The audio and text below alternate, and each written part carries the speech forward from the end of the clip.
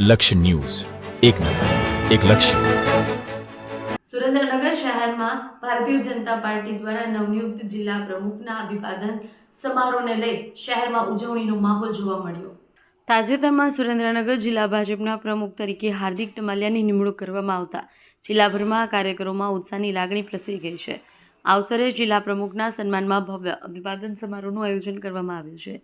સુરેન્દ્રનગર ભારતીય જનતા પાર્ટીના નવનિયુક્ત પ્રમુખના અભિવાદન સમારંભમાં ભાજપના પ્રદેશ મહામંત્રી હિતેન્દ્રસિંહ ચૌહાણ ખાસ ઉપસ્થિત રહ્યા અને તેમણે કાર્યકરોને સંબોધતા સંગઠનને વધુ મજબૂત બનાવવા આહવાન કર્યું હતું.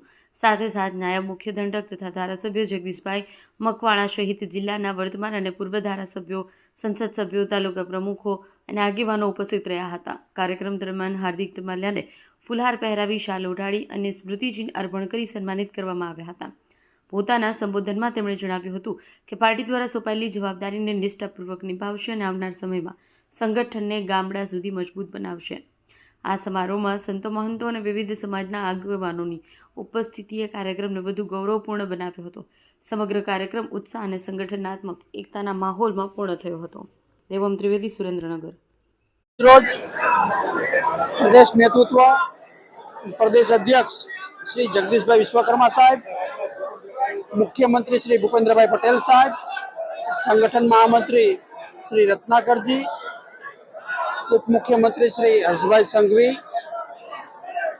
તથા કેન્દ્રના શિષ્યના આશીર્વાદથી સુરેન્દ્રનગર ભારતીય જનતા પાર્ટીના જિલ્લાના અધ્યક્ષ, એક ભારતીય જનતા પાર્ટીનો યુવા મોરચાનો કાર્યકર્તા કામ કરતા આજે જિલ્લા ભાજપના અધ્યક્ષ તરીકે શ્રી હાર્દિકભાઈ રબારીની પાર્ટીએ નિમણૂક કરી હતી. આજે એમનો અભિવાદન સમારંભ હતો.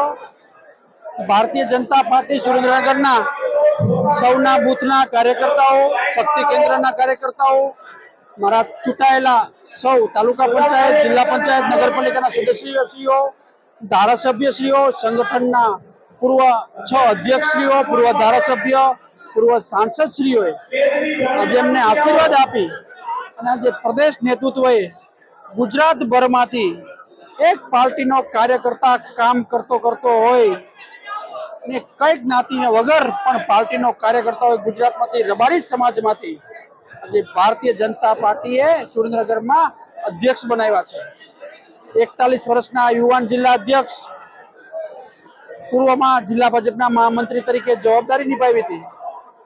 મને વિશ્વાસ છે કે આવનારા સમયમાં સુરેન્દ્રનગર જિલ્લા ભાજપ વધારેમાં વધારે મજબૂત થવાનું છે અને જે રિઝલ્ટ આવવાનું છે 100% એમની અધ્યક્ષતામાં અને પ્રદેશના માર્ગદર્શનમાં એક કામ કરવાના છે અને 100% રિઝલ્ટ મળવાનું છે. આશા સાથે આજે એમને વિશ્વાસ પણ છે અને સાથોસાથે જિલ્લાભરમાંથી અને એક પ્રદેશના મહામંત્રી તરીકે હું હૃદયપૂર્વકના એમને અભિનંદન આપું છું કે સોમનાથ દાદા ને ખૂબ મહેનત સાથે એક કેન્દ્ર સરકારની નરેન્દ્રભાઈ મોદી સાહેબની અને ભૂપેન્દ્રભાઈ પટેલની રાજ્ય સરકારની જે ગરીબલક્ષી યોજના છે એ કાર્યકર્તા થકી છેવાડાના માનવી સુધી પહોંચાડશે એવો મને વિશ્વાસ અને ખાતરી પણ છે.